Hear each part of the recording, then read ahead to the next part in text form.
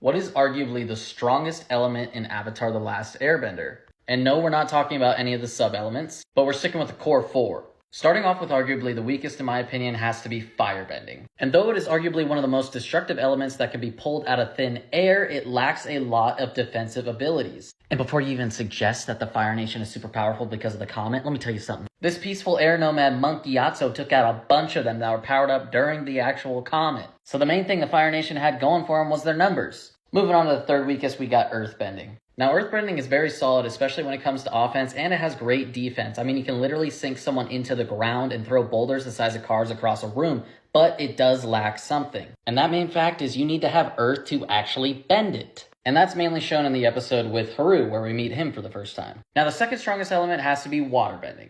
Waterbending is very similar to earthbending in terms of offense and defense power. You can literally create water tornadoes, arms, and even more. But unlike earthbending, you can literally pull this thing out of thin air just like firebending and airbending. And I know we were just sticking to the core four, but they also got bloodbending. But again, you still have to be a master waterbender such as Katara or Hama to even pull water out of the air because other people didn't even think of it at the time. Which brings me to our number one pick, airbending. Now, normally airbending by the monk's term is very defensive and they don't use it for offense whatsoever. Unless you're Monk Gyatso during the Fire Lord Sozin's comment.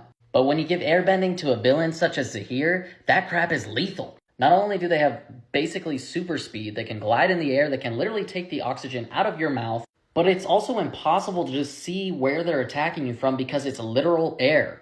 I mean, Korra didn't even know how to airbend and she mopped the floor with Amon just with airbending. And there you have it. That's my list of the top 4 strongest core 4 elements. We can do a sub-elements video later, but let me know what you think is the strongest element in Avatar The Last Airbender. And don't forget to follow and share if you like Avatar The Last Airbender.